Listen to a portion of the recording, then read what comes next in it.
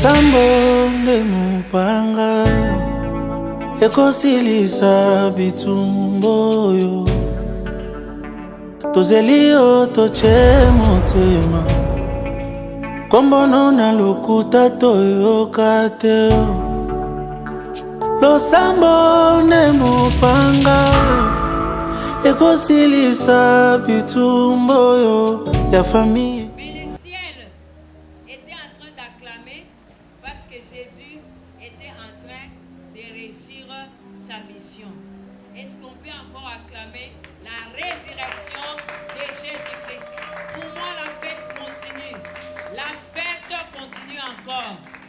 C'est chaque jour les chrétiens, nous devons vivre la Pâque. Nous devons vivre la Pâque. Alors aujourd'hui, nous allons parler toujours de la résurrection. Mais nous devons adorer notre Dieu à cause des lèvres de la foi. Les diables n'aiment pas que toi et moi nous puissions vraiment bien connaître les messages de la croix, de la résurrection. Parce qu'il sait très bien, c'est là notre victoire, c'est là son échec. Alors chaque jour, il empêche au peuple de Dieu de comprendre très bien l'œuvre de la croix.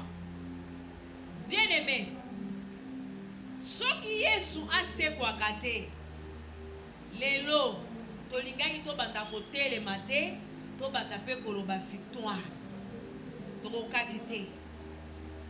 C'est pourquoi le diable aveugle les chrétiens yekola ba makambo mosusu ya Bible, mais ceux qui ont commis na ezali œuvre de la croix, la résurrection de Jésus. Ezali maloba to ba enseignement oyo ezali kolongola na lombangu na kati na mutu ya moto po ete mutu ayeba koyeba te c'est quoi exactement. Bien-aimé, Dieu avait recommandé aux enfants d'Israël chaque fois l'an, vous devez fêter 3 fois. 3 fois les grandes fêtes de l'Éternel. Premièrement, c'est la fête de Pâques. Bien aimé, vous allez constater que les chrétiens fêtent beaucoup plus Noël que la fête de Pâques. La fête de Pâques, on voit comme si ce n'est vraiment pas une grande fête par rapport à la fête de Noël. Or, Dieu avait recommandé aux enfants d'Israël de fêter 3 fois l'an. C'est quelle fête? Nous citons la fête de Pâques, la fête de Pentecôte. Et la 3e fête, c'est la fête des tabernacles. Donc même dans plusieurs églises, on ne parle même pas de fête des tabernacles. Ce sont les 3 fêtes que les enfants d'Israël fêtaient. Et Dieu leur avait recommandé. Zamba ebisi bango soki bo fêter chaque fois na mbula moko ba fête misatu oyo. Cet été na ngai ko demeurer na kati na bino. Et puis mes bénédictions seront toujours avec vous. Wana ezali na kati na 1 Corinthiens 1, verset 18 à 20. Alléluia. Alléluia. Bien-aimé, c'est pourquoi Jésus, tozota la ba fête wana, tozomona ete, ezali très important de comprendre fête ya Pâques. Pentecôte, molimo mosantu, oui. Mais Pâques eza fête munene. J'ai entendu nos bien-aimés ces jours-là, qu'est-ce qu'ils étaient en train de dire? Les dimanches là, les dimanches passés. Oh, vraiment. Il fallait plutôt lamba. Il fallait plutôt mais la même bagie. Vraiment, ils ont fait mon nez. Ok, c'est mon akata metema.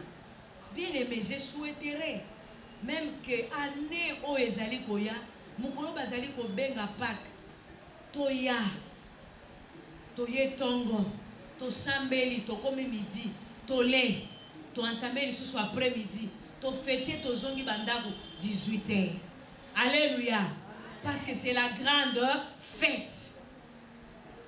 Bien-aimé, ezali fête oyo, soki totelemi lelo, tozomona ke bazobenga biso ba chrétien. Fête ya Pâques. Soki Yesu asekwaka te, tongeli tobeta masolo mosusu.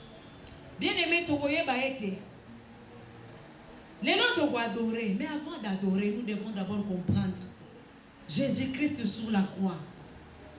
Baba qui ezalaki ba épreuve. Il y a âme, il y a corps, et il y a molimo. Yesu azalaki éprouvé. Azalaki éprouvé na kati na âme na ye, azalaki éprouvé na kati na nzoto na ye, azalaki éprouvé na molimo na ye. Azalaki éprouvé.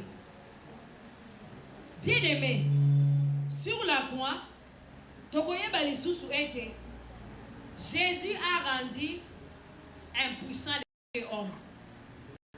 Il a rendu impuissant les vieux hommes. Mingi na séminaire, les vieux hommes. Les vieux hommes étaient cloués sur la croix. Baba qui est le vieux homme. Balobi lisusu sur la croix.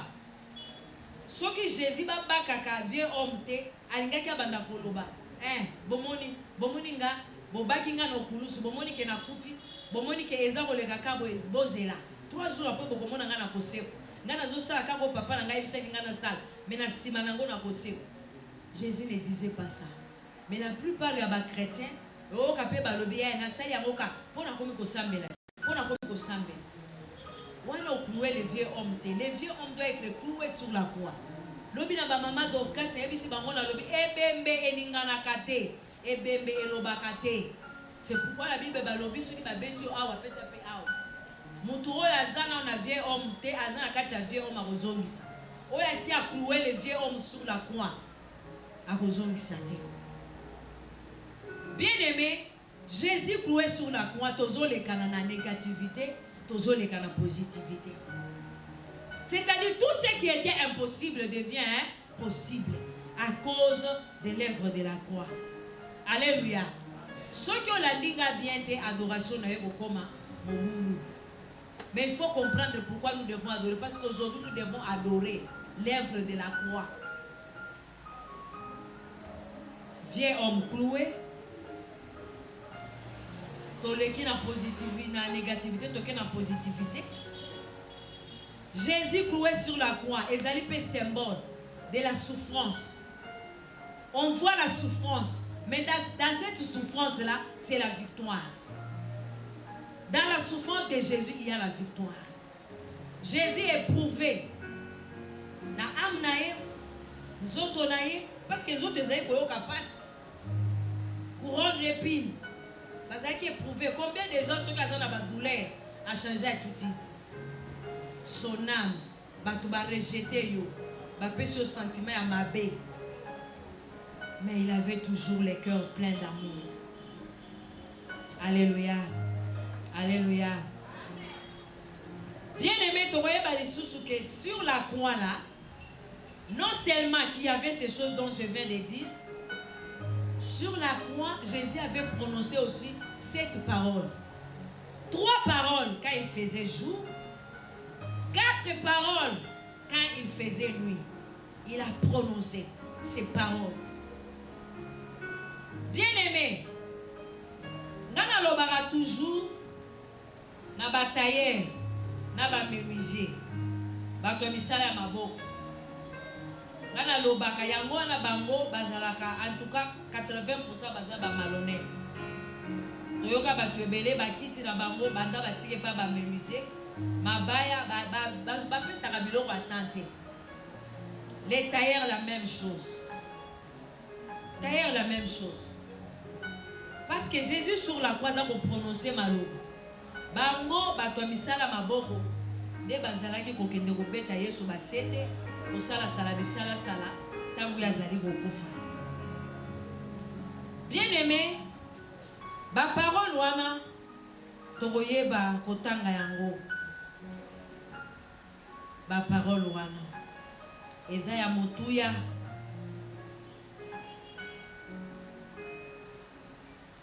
Tokoyeba kozwa Biblia na biso totelemi po eza parole ya liboso.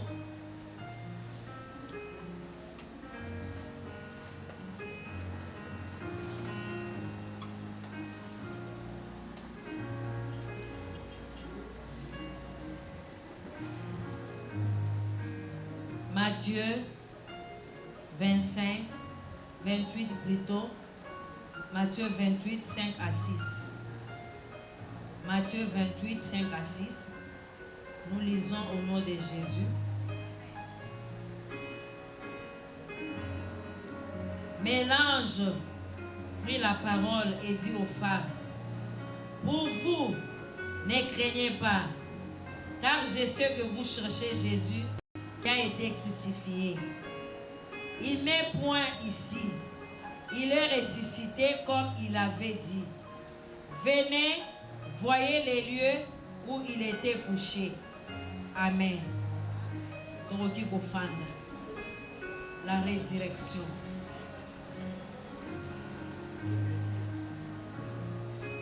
Bien-aimé, le Jésus qui a été ressuscité. Aujourd'hui, nous n'allons pas célébrer seulement la résurrection, mais nous voulons adorer Jésus à cause des lèvres de la croix. Ce qu'il a fait pour nous sur la croix de Golgotha. On a dit, vous êtes venus chercher Jésus qui a été crucifié. Il n'est plus là. Il est ressuscité des morts. Alléluia. Est-ce que tu peux encore acclamer? Ne te fatigue pas. Nous sommes en train de célébrer la Pâque. C'est déjà l'adoration. On doit élever notre Dieu. Alléluia. Pour l'œuvre de la croix. Donc comme une journée de la femme. Balobi, bana nyonso ba matin basela ba mwa ba bout de papier. Pour na koloba, moi na nyonso kende koyebisa mama na ye, elle est qui pour elle. Soit pour lui. Bana bayaki na ba papier. Bazo pesa ba mama na bango. Tu es tout pour moi. Bazo reconnaître maman oyo abotaye. Bazo reconnaître affection. Bazo reconnaître attention. Bazo reconnaître maman na bango. Ça fait de la joie à beaucoup de femmes. Parce que bana nyonso bakenda ki classe. Ba pesa ki bango ba bout de papier wana. Ba yeko pesa ba maman na bango. Un signe de reconnaissance. Bien aimé. Balobi maman oyo aboti.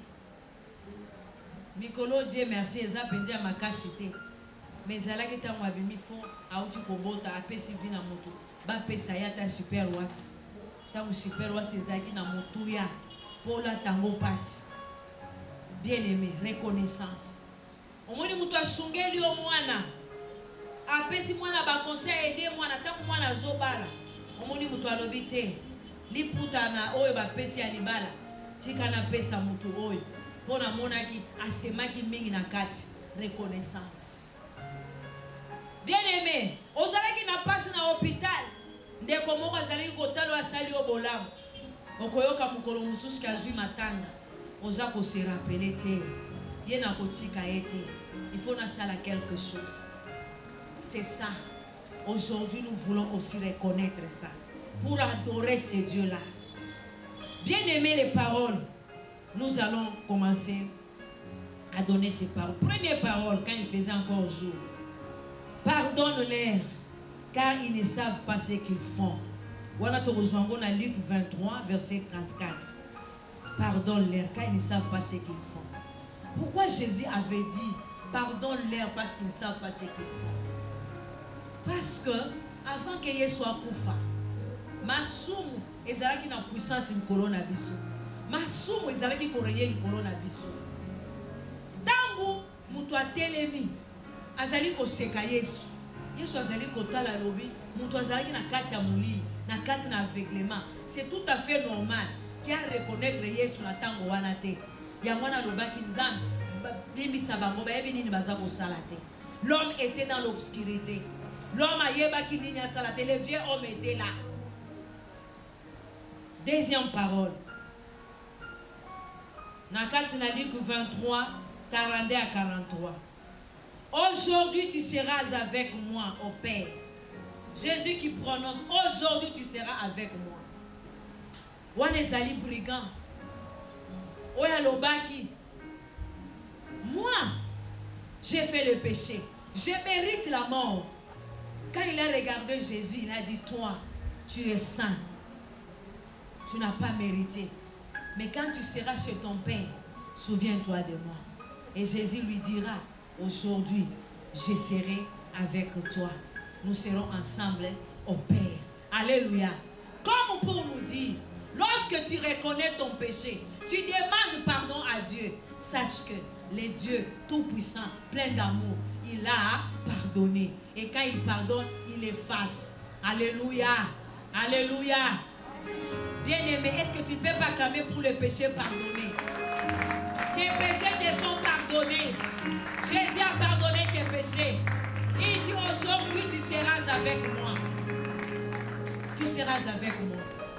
Bien-aimé, et ça le diable, tant qu'on s'ensemble, tant qu'on dit qu'on adore, alors bien tant qu'on m'a soumis en gros zambali misaka. Aye na carte morotale. Oyo sala. En tout cas, ils ont ma makasi. Je ne pense pas qu'ils ont ma misaka. Il y a des gens au milieu de nous. Chaque fois qu'on parle du péché, il y a tout le monde. Il n'est pas convaincu que les ambassades à l'imbisi à effacer. Dans la brigade, et aujourd'hui même, je serai avec toi. Dans pardon. Parce que tu as reconnu les péchés. Bien-aimé, Zambé a tangi la rabiso masumote. Ceux qui alimbisaka pe abosanaka. Siko banza komitia na mutema, obana deja komata na adoration. Ya koroba nani mutu oyo aza kolimbisa masumu, karo bia ko se souvenir na masumu na ngai te. Ezala batwa basala mabe. Basi bakata o soki ration, basi ba fimela soki nini pona nini, parce que sala ka mabe. Ba pesa o punition, ba pesa o etumbu. Ce n'est pas Jésus. Quand il te pardonne, il t'appelle. Tu viens déjà à ses côtés. Tu commences à manger avec lui. Un homme bon, plein d'amour. Alléluia. Bien-aimé, la troisième parole, quand il faisait encore jour, femme, voici ton fils. Et aux disciples, Jésus va dire, disciples, voici ta mère. Voilà ton besoin. On a Jean 19, verset 26 à 29. Jean 19, 26 à 29. Bazui moana. Oaza disciple. Bazui e ba pousse e pembe nya mari. Balobi tala maman. Balobi la mari tala moana. Mais ils ne sont pas de la même famille. Bazala qui est collé au mon côté. Azape maman oya bota yete. Alléluia. Alléluia. Je vais dire à quelqu'un ce matin, sur la croix de Golgotha, cette œuvre de la croix, Jésus a été en train de nous donner une famille. Dans la libota sika, maman fifi, dans la maman tété. Des membres de la famille na yo ya siko ba pesi yo. Esther, yo si baluka na sima tala membre de la famille na yo zakaka oya makila soki oyoki makesa za kobunda olongwe kuno kotuna likambute po bunda po za makesa biloko wana ekwe na kombo na tala oyo esengeli obundela za na sima na yo. Soko yoki un chrétien bazoboma ye kota bitumba wana parce que azamu mu Yesu yo ti lelo Yesu akufa na Kristo kwa kabandivu.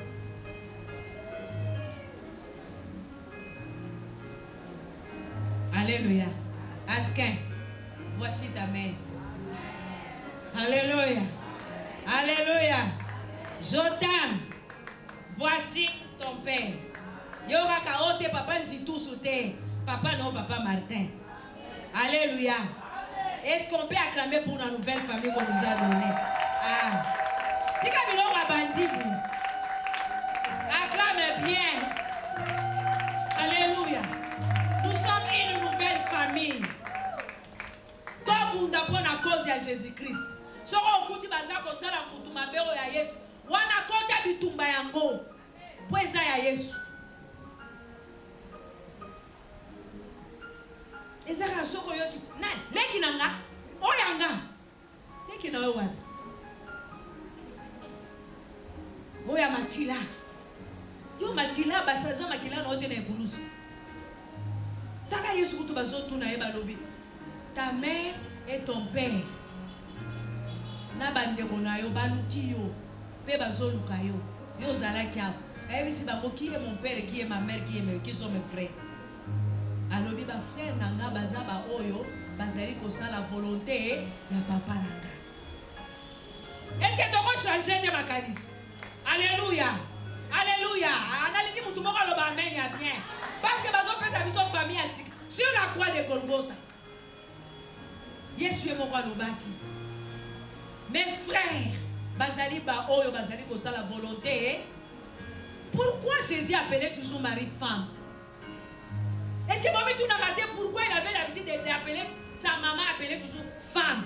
On a koloba, makambo ya biologie kwana, de mon sang, ezate. Makila na Yesu yaki kolongola makila ya libota na yo. Soko yo tikali kana makila ya libota na yo, okozela kokangola mate. Balia yo so famille osala ni, e kosala na kati na yo. Mais makila na yo wana ya mabe, e bongi obwaka ngo kuna ozwa makila na Yesu. Oyo balobi les sans tâche, les gens qui crient Abba Père, les gens qui crient justice.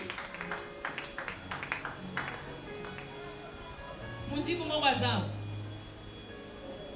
Toza basanga tato ba mo. Baluba bazao. Naluka baluba bazao, bangala bazao. Bon bamu Yesu, est-ce que bamu Yesu bazao? Bamu Yesu bazao. Alléluia. Biso epana biso bato bokutaka ba ekolo nyonso. Omona ka to benga bon c'est ma fille, c'est mon fils. Yo dit bato songi songi. C'est son fils. Il avait mis au monde quel jour? Tika songi songi wana. Il avait mis au monde quel jour? Ah, regarde les noms là. C'est pas la même chose. Les noms là, c'est pas la même chose. État lioté. Toza na kati yamu, yamu Yesu. Ko présenter kaka na mupuse, c'est ma fille, hein? C'est mon fils. Parce que Yesu est mon pasala ki yango. Est-ce que tout le monde a kolo ba men bien te? Loba mo amen makasi. To changer, hein? Lolenga omona makambo. Hein? Maman Elise. Tu es battu non Angela. Maman Magola Sécurité, c'est ma soeur. Alléluia! Mais Bokokani na yete, c'est ma soeur. Alléluia. Yo siko tika de songi songi akotuna. Bokokani te. E na mandaye komona yawa te. Kalo azalaki wapitika wana eza songi songi. Amen. Bien-aimé, parole mususu bayebisi biso boye 4e parole balobi na biso. Mon Dieu, pourquoi m'as-tu abandonné? Matthieu 27, 46. Matthieu 27, 46. Mon Dieu, pourquoi m'as-tu abandonné? Pourquoi Jésus a commencé à crier mon Dieu, pourquoi m'as-tu abandonné? Batika qui est bon à nini? Yesu akomi komi retrouver ye moko ndenge nini? Papa na ya zalaki wapi? Akoma ki ye moko ndenge nini? Tozo benga ye mwana na Nzambe. Mais akomi kobelela lisusu, mon Dieu, pourquoi m'as-tu abandonné? Nzambe akendaki wapi? Yesu pe atikalaki wapi? Alléluia. Alléluia. Loba amen. Loba lisusu amen. Oyebi sikoyo Yesu akomaki koluka tata na epona nini? Tobengaka Nzambe aza mosantu, alingaka masumu te. Yesu ntango babaki ye na ekulusu akufaki mpona nini? Mpona masumu na yo, mpona masumu na nga. Bamasumu nyonso ya mondo mobimba eye ezali nini? Evandi likolo na Yesu. Bamaladi eye likolo na ye. Celibat evandi na kati na ye. Malédiction eye. Oyo nde limitation pauvreté ezingi ye. Bien aimé, ba maladie ekira, ba stérilité banini ajingami na yango. Yesu akomi mulili. Yesu akomaki mulili a cause ya biloko ya mabe oyo ezingaki ye. Amemi bapasi ya bato nyonso. Ntango akomi ndenge wana mulili ekoti. Mulili esali nini? Ekoti. Lokola Nzambe aza lumière, asengeli asala nini? à s'écarter parce qu'il y a dans mon sang. C'est pourquoi il soit tikalaki abandi koloba. Mon Dieu, pourquoi m'as-tu abandonné? On l'a abandonné à cause de quoi? De toi et de moi. Alléluia. Alléluia. Dans 5e parole, Jésus a gagné sur la croix, j'ai soif. J'ai soif.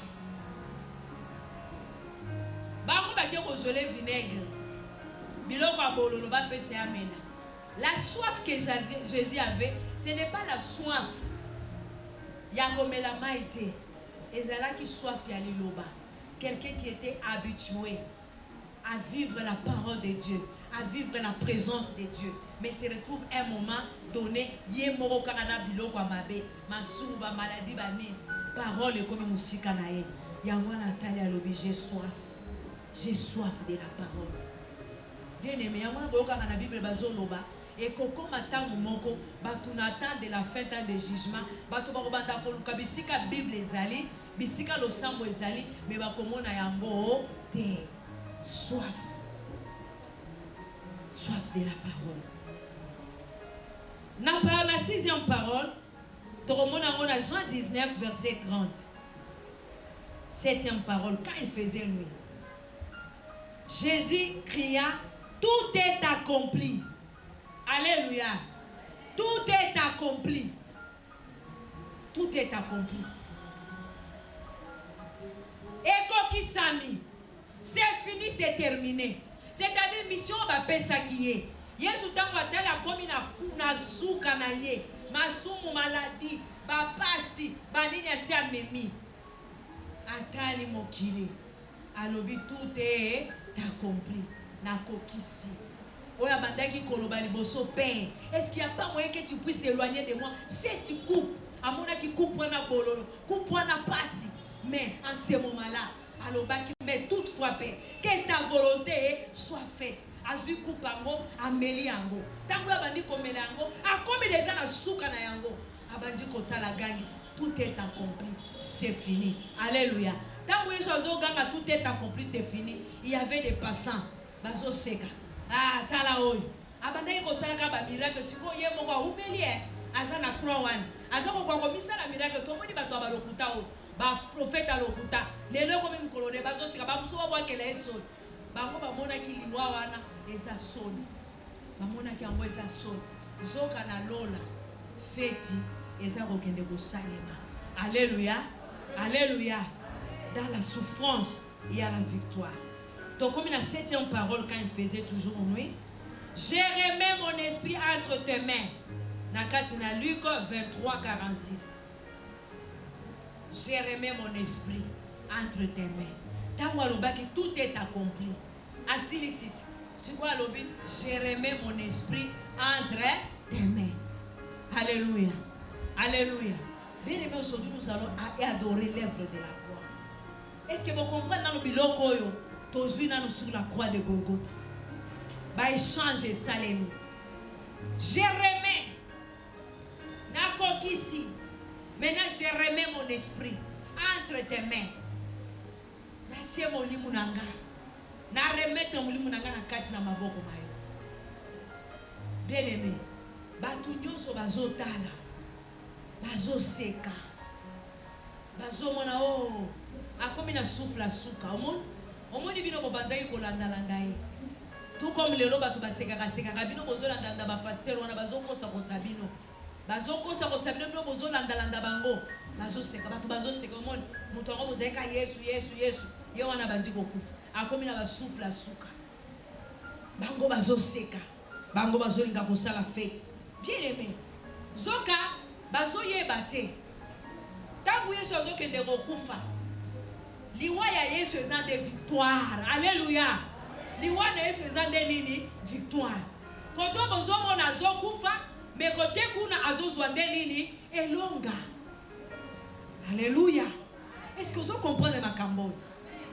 Bien aimé, la victoire que Jésus nous donne, ce n'est pas quelque chose que nous avons mérité, ce n'est pas une récompense.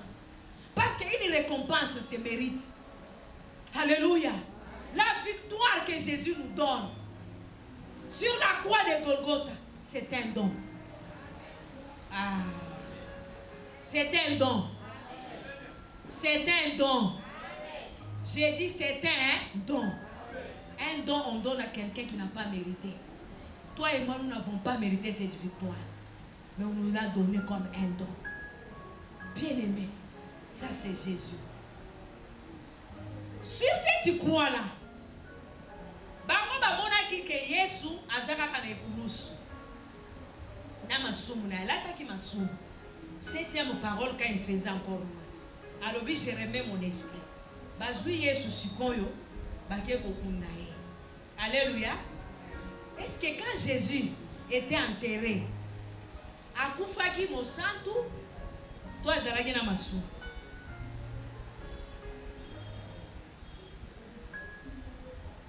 Alléluia. Alléluia. Loba amen ya bien. Na fongolo eloko moko. Yesu tango azalaki sur la croix. Tango alobi je remets mon esprit. Alobaki liboso tout est accompli. Et si c'est là où c'est fini, c'est terminé. Et ça je suis comme tout au salate na longi. Donc masumu nyonso tu wana. Alonga kiango, azui yango na maladie. Oto bengaka incurable. Na o ezali soki pauvreté, na o ezali soki mikakatano, soki malédiction. Alléluia. Est-ce que zola nanga échec azwaki biloko wana? Oh ba complication, ba difficulté à vie azui yango. Oh nini soki nini famille azui yango. Maladie o nini azui yango. Oh masumu azwaki biloko wana yeso azwaki sur la croix de Golgotha. Azui yango abaki yango wapi na ekulusu. Alléluia. Tant que c'est dans tes maîtrises que nous sommes guéris. Biloko wana maladie bataki yango wapi na ekulusu. Bien aimé, célibat bataki yango wapi na ekulusu. Stérilité bataki yango wapi na ekulusu. Pauvreté bataki yango wapi na ekulusu. Ba problème bataki yango wapi na ekulusu. Tout ça a été cloué sur la croix de Golgotha. Tant que c'est fini, c'est terminé. Akufi biloko wana etikali sur la croix. Tant baye kozuaye bake kochaye na tombeau. Alléluia. Biloko na uti kotanga etikali wapi? Etikali wapi loba makasi bien aimé? Etikali wapi? Etikali wapi? Ozolo bango ndilo ozo dute na ligyo lo bango ba mususu ekulusu ba mususu la croix. Olingi to lo ba français to lo ba lingana. Alléluia. La croix. Nyoso na bakaki yango wapi? Bolo bana makasi ayoka. Ah, bakaki yango wapi?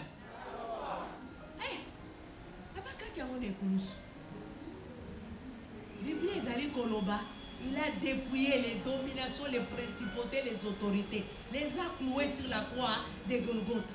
Maladie na yo ezalaka nde kendaka na Yesu na kati na tombeau te. Bakuluaki yango nde sur la croix de Golgotha.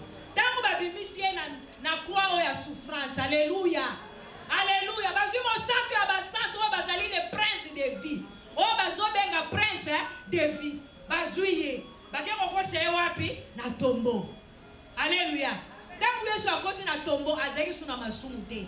Amemaki su ba maladie te. Alléluia. Akotaki lokola prince de vie molongi.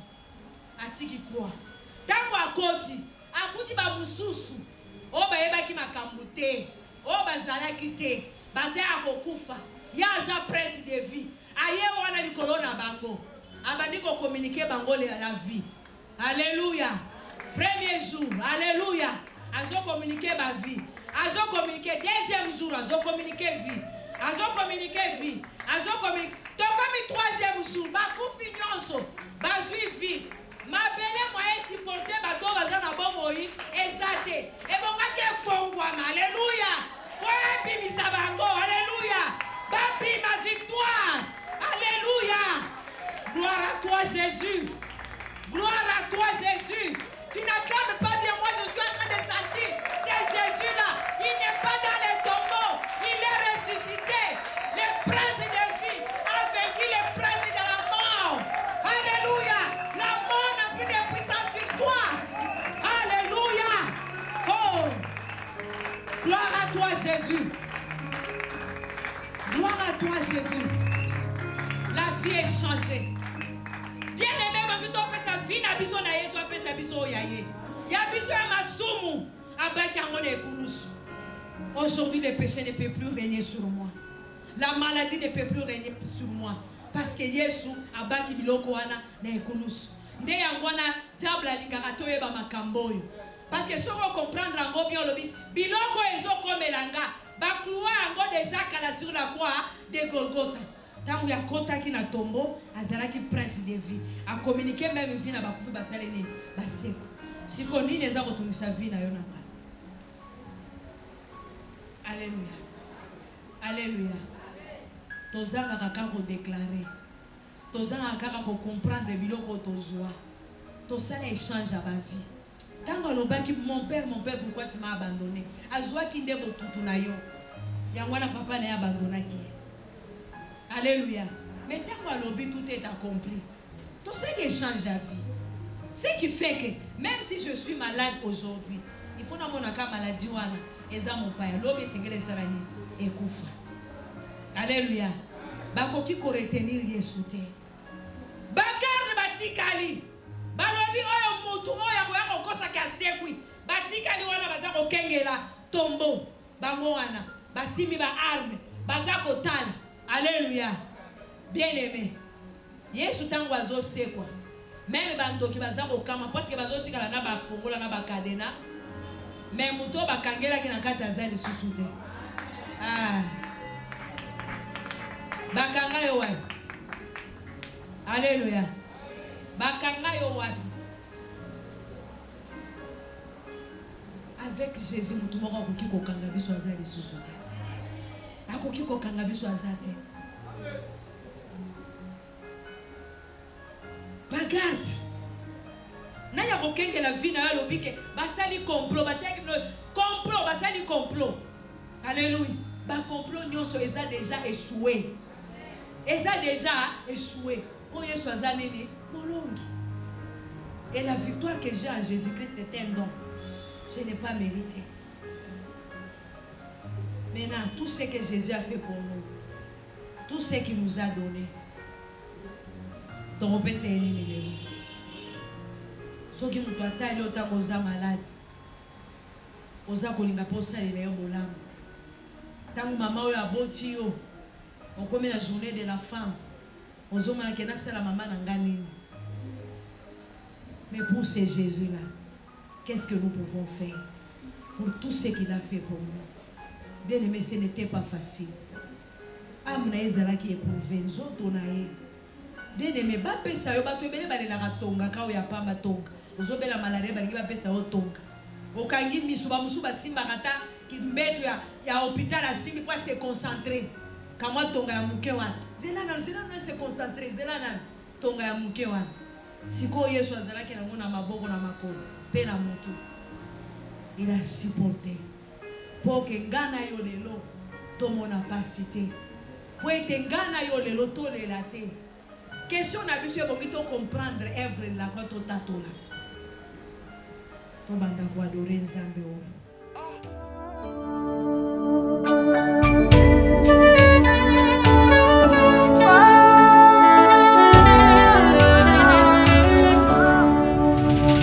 Losambo nde mupanga ekosilisa bitumbo oyo tozeli yo toche motema kombono na lokuta toyoka te. Losambo nde mupanga ekosilisa bitumbo oyo ya famille